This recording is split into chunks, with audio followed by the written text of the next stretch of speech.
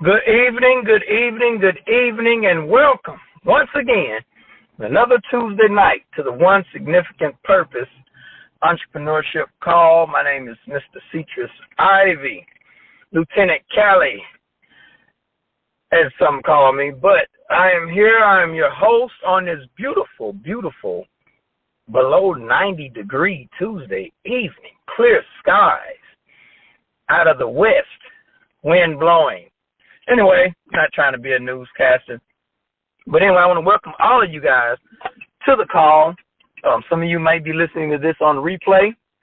But I want to welcome you to the call. This is a call we do each and every Tuesday, a call that we do to keep one another encouraged, keep one another empowered, drop some nuggets, and transferable truths, and share our testimonies with one another. You know, the whole purpose of this is to help you to realize those hidden talents, those hidden gifts, that potential that's yet to be unreleased, and to help you become the superhero that you dream of, that you fantasize about.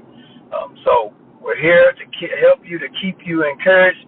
I myself and by any means, I'm not a self-proclaimed millionaire or nothing like that, six-figure income earner, nothing like that. I'm headed in that direction, but over the years, I've gathered some information from people who have amassed and accomplished that goal, have accomplished that level of success, who sit down and I've gleaned from them. I've picked up brains. I've learned some things that have helped me to become a better person, striving to be a better person, and obtaining that title of that superhero that I fantasize about in different areas of life.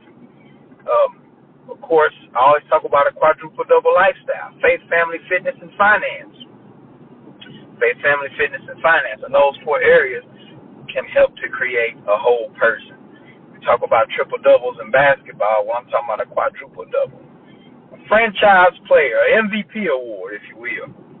So tonight, the last few weeks, I've been talking about some different things. Last week I talked about get in the game, resolve to get in the game. What do you do once you're in the game?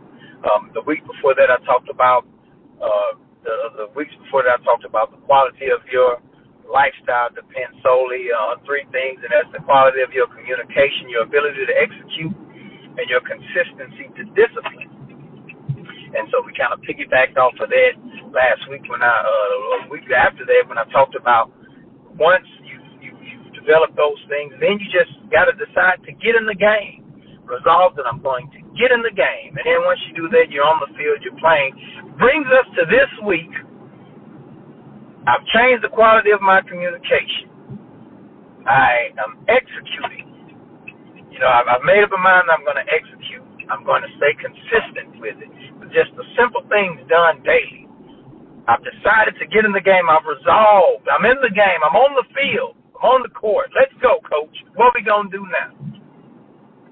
Then all of a sudden, you're hyped, you're motivated, you're ready to rock and roll, and it feels like your feet weigh 10 tons. So now you feel stuck. And that's what I'm going to talk about tonight, is getting unstuck, because it's a place where I found myself stuck in life. You get to a certain point where it feels like so many things are against you. You've tried so many things and nothing worked. You're not having the level of success as fast or as much as you would like. And you feel like time is flying by. It's like someone keeps shaking the hourglass, making the sands fall faster. So what do? Of course, I understand that, you know, as you get older, time moves fast. That's just the way it is. You know, when you're a teenager, when you're young, time takes forever. Summer break is forever. School is forever. It takes forever for 3 o'clock to come to get out of school. But when you're older, and you're trying to get things done, and you got all these dreams and aspirations, an hour seems like 5 minutes. It just flies by. So what do? When you're on the field, you're ready to rock and roll. You've got all the information you need. You've got all the activity, not the activity, but you've got all the knowledge, the wisdom knowledge, the book sense, the common sense of what to do. You've got the how-tos. There's a book called If How-Tos Were Enough, We'd All Be Skinny, Rich, and Happy. How-tos are not enough. You need something else. And you feel stuck. You feel like your feet weigh 10 tons each. So what do you do? How do you get unstuck? I've got a book called Figuring It Out that'll be released later this year. It's called Figuring It Out, 5 Transferable Truths to Getting Unstuck from the life that you were given and to step into the life that you were meant to live. Tonight, talk about the first 2 transferable truths in the equation to getting unstuck. And here's the thing, I just want you to know, most of the time when people only get stuck when they have no direction and no hope. And when there's no hope for the future, then there's no activity in the present. So people only get stuck when they have no direction on who they are or where they're going, for that matter, and when they have no hope, and that is no hope. Where there's no hope for the future, there's no activity in the present. So tonight I'm going to talk about 2 of the transferable truths, things that can be transferred and applied across all areas of life. And the first transferable truth to getting unstuck is recognizing and realizing that there's a greater person on the inside that you were created to be. The person that you are today is just a stepping stone for the person that you are. You have to die to who you are to give birth to who you are to become. So there's a greater person on the inside that you were created to be. And once people recognize that, once you realize that, which comes into play with the core of that transferable truth is this, is that I've said it before, I've said it many times, I've been saying it for years, is that you have to shift your perspective of who you are. Proverbs talks about, as a man thinketh in his heart, then so is he. And all of the transferable truths that I have that I will talk about, I've got scripture, principles to back it up. So these are principles I'm giving you based off scripture. You got to shift your perspective of who you are. In other words, as a man thinks in his heart, and so is he. There's a lot of scripture that talks about our self-image, how we see ourselves, our self-identity, our self-esteem. Here's one thing that I know is that you'll never outperform your own self-image. I don't care how much training you do. If you don't see yourself as a winner, you won't be a winner. Winners win, losers lose. Eric Thomas said it best. Winners win, losers lose. That's just how it is. And the thing about winners is that they see themselves as a winner. It's easy to see winning for other people. It's easy to see other people as winners that have already amassed a certain level of success. But then to see that same capability being possible for you, that's the struggle. And a lot of times we get stuck for different reasons. A lot of times we get stuck and our image of ourselves is the way it is at a low point because, one, it could be because of fear. It could be because of fear. A lot of times we're scared of success. A lot of times we're scared of failure. You know, I've tried so many different things. I've done this, I've done that. Nothing seems to work out. You know, not going to ask because I already know the answer or the response I'm going to get. I'm not going to try to talk to the girl. I'm not going to apply for the job. I'm not going to go for the promotion. I'm not going to go for the sale. I'm not going to try to become the hero or this certain person because I just don't think I'm capable of doing it. Not knowing that the potential and the talent that you have is no different than anybody else. You just got to exercise. You got to walk in it. Last week I told you, faith without works is dead. So you got to do it. You got to get out there and you got to make it happen. So fear is one thing that keeps us stuck. Fear, and I'm telling you that fear, at times it can wrap you up like a mummy. And a lot of times fear is false evidence appearing real.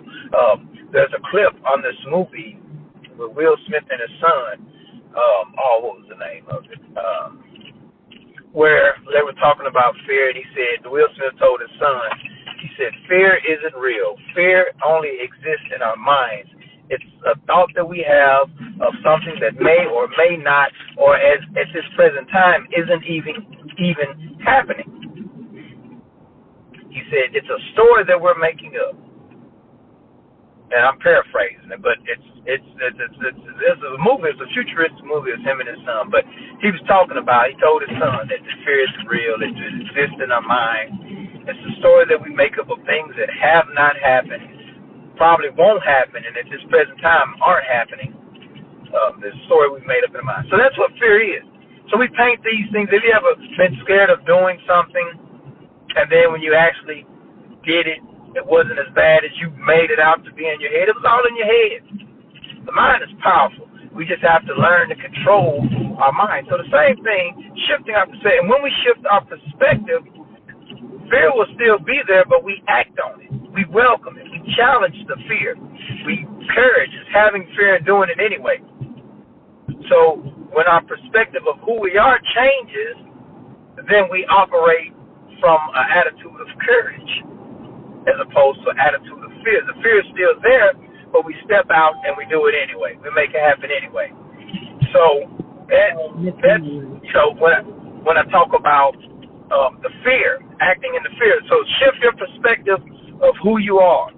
You never outperform your own self-image. So as a man thinketh in his heart, then so is he. You have to see yourself as this successful person, leaving a legacy for generations coming behind you. You have to see yourself as this great orator, this great real estate agent, this great beautician, as this great salesperson. You have to see yourself as this person first in order to get to the next level. So, first transferable truth to getting unstuck is understand that there's a greater person, and that greater person, that superhero that you were created to be, they don't operate from a sense of fear, but they operate from a sense of courage, from a sense of purpose.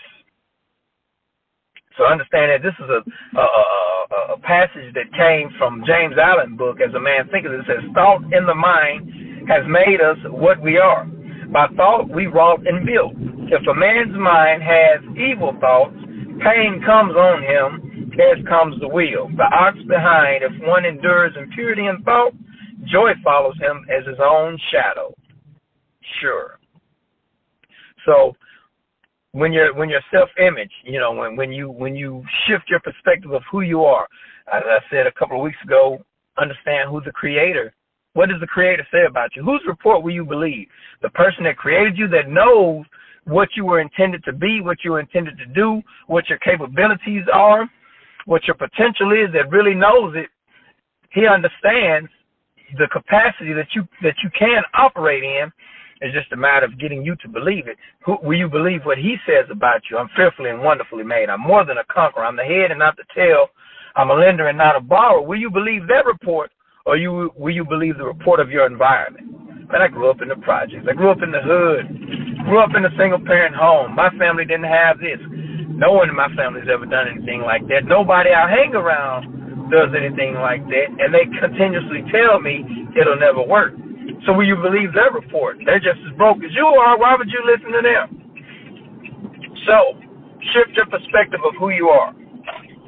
That's the first one. There's a greater person inside of you that you created to become. So, first step to getting unstuck. The second one, and then we're going to get ready to end this, is you got to operate from a sense of principles over emotion. I can't make it any more plain than that. You got to operate from principles rather than your emotions. At the end of every principle, there's a promise. But at the end of your emotions, a lot of times there's nothing but trouble, more heartache, more headache.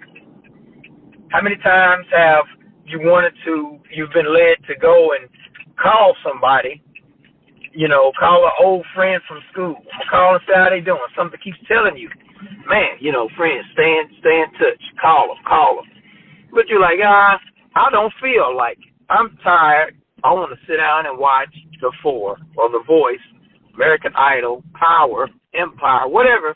I'll sit down and watch. I'll call them tomorrow. I'll call them next week.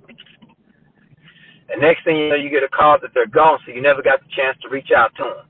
You were operating over your emotions instead of principles, or the principle of like I said, I got scriptures to back up everything, all of these transferable truths that I'm giving you guys. A couple of the scriptures are, Proverbs 25 and 28, Psalms 119 and 10. I can go on for days with it, but you got to operate from a sense of principles over your emotions, because like I said, at the end of every principle, there's a promise. At the end of every principle, there's a promise. Whatsoever a man soweth, that so reap. You know, from that sense, look at it like that. Look at it as if, is this the right thing to do, or is it just what I just don't feel like doing, or what I feel like doing? You know what I'm saying? Because a lot of times your emotions have you in a relationship that you be like, what in the world was I thinking?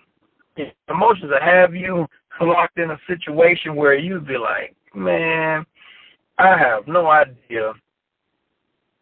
I did that. I knew that wasn't the right thing to do. So principles. You got to operate from, like I said, at the end of every principle, there's a promise behind emotions. There's no guarantee of joy. Proverbs 25:28 says, a person without self-control is like a house with its doors and windows knocked out. If you follow the principle, I'm telling you, get it right every time. I'm going to tell you what a principle is. A principle is a law that has been established that guarantees the performance of a product or a thing. It's a law that is established that guarantees the performance of a thing. That's why principles are so important. That's why, with this faith walk that I have, with that we have as Christians or as kingdom citizens, we operate on principles, on godly principles and values. That's how we govern our lives. That's how we make our decisions based on, godly wisdom and principles. If it doesn't line up with our principles, I don't want to be a part of it. Because it might be a short-term gain, but the long-term effects of that, it's going to crash and burn. So you definitely have to operate the principles over the emotions. And in other words, you have to shift the communication that you have with yourself.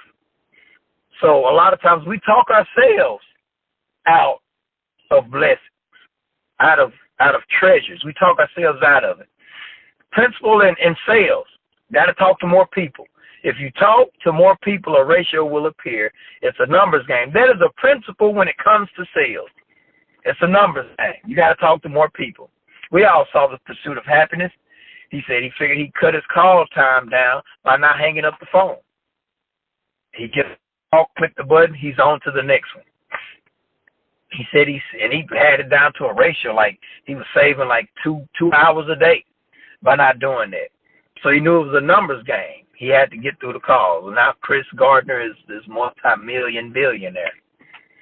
So principles of sales, it's a numbers game. You got to go through the numbers. You got to go through the calls. You got to get to the yeses. You got to go through the no's to get to the yeses. And then a ratio appears. And that's why you see a lot of successful salesmen in network marketing and different things. They got that way by going through the numbers. They didn't talk to 30 people and say it's not working. They didn't talk to 30 people and then get tired and say, man, everybody keeps saying no. I don't feel like it. I'm tired of getting rejected. That's when he goes back to number one. Shift your perspective of who you are and understand that, I got to go through this to get to where I'm going because I know there's something greater on the other side of it. This is just the obstacle. This is just the test to see how bad do I really want the success I say I want. And that's the thing. That's the thing about it, especially in network marketing. Want shows up. What you want, it shows up in your conversation. We all want the six-figure income in our prospective companies or whatever our endeavors are. Want shows up in conversation, but need shows up in execution. Need shows up in activity. What you need, what you really, at the core of it, what you really want shows up in that. And so those are the two things I wanted to talk about. Hey, there's a greater person inside of you you were created to become. Shift your perspective of who you are. And number two is that we got to operate from a sense of principles over emotions. Principles over emotions. Shift the communication that you have with yourself. What are you telling yourself? What kind of affirmations are you giving yourself on a daily basis? We've got to shift that. We've got to really change the conversations that we have with ourselves. I'm telling you, it is so so important. And there are three others, but for sake of time, I'm not going to get into them tonight. I might share them with you guys next week.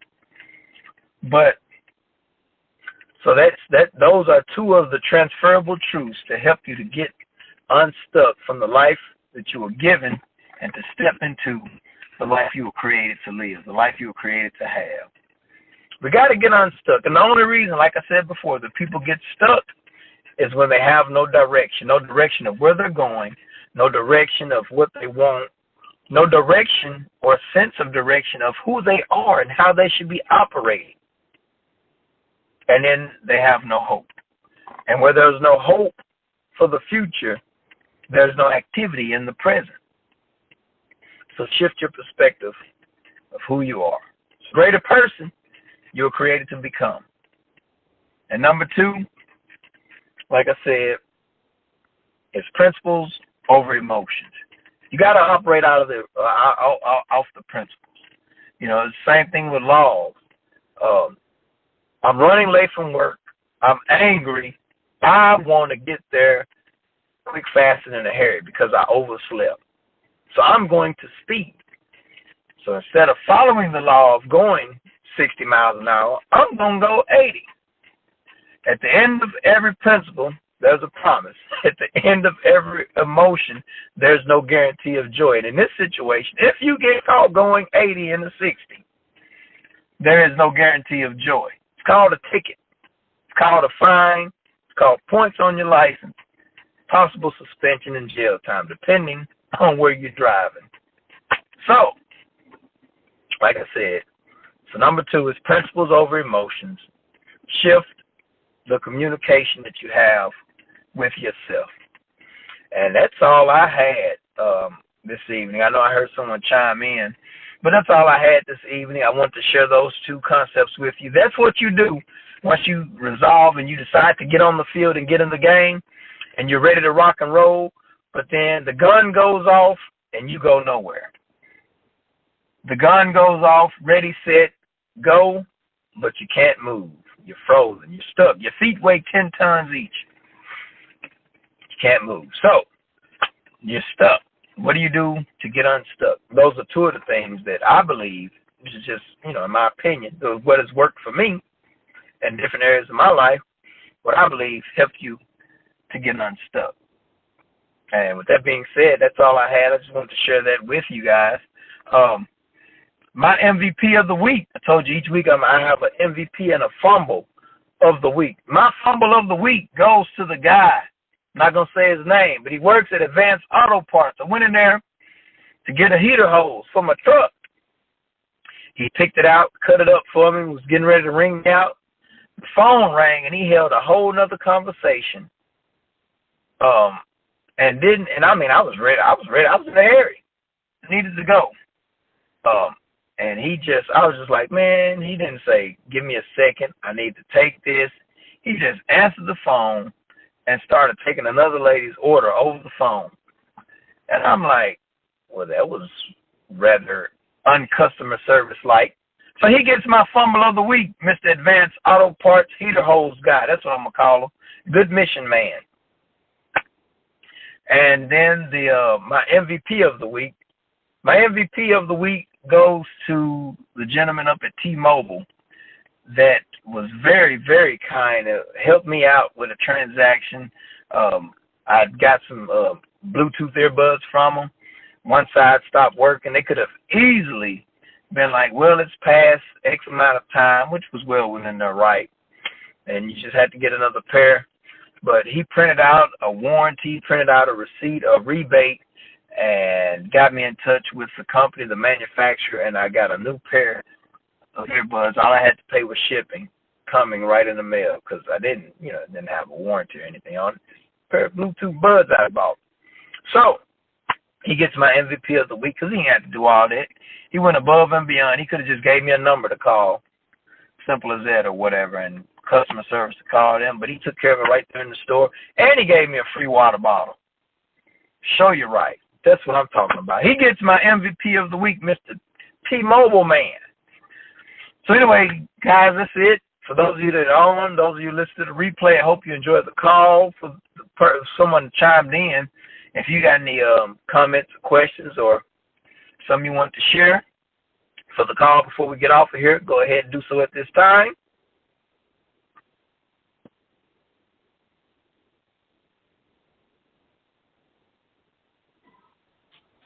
Great call, Mr. Ivy. It's Miss Mylan here in Tennessee.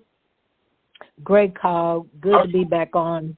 I came in on kind of on the end of it, so I will definitely be listening to the replay, but what I heard was definitely awesome. Thank you. Awesome, Miss Mylan. Well, thank you for getting on. Appreciate you. And, yeah. With that being said, guys, take care, take charge, but don't stop there. Time to take over, because as King's kids, if anybody should be reigning and ruling, it should be us. So I see you guys at the top or from the top. God bless you.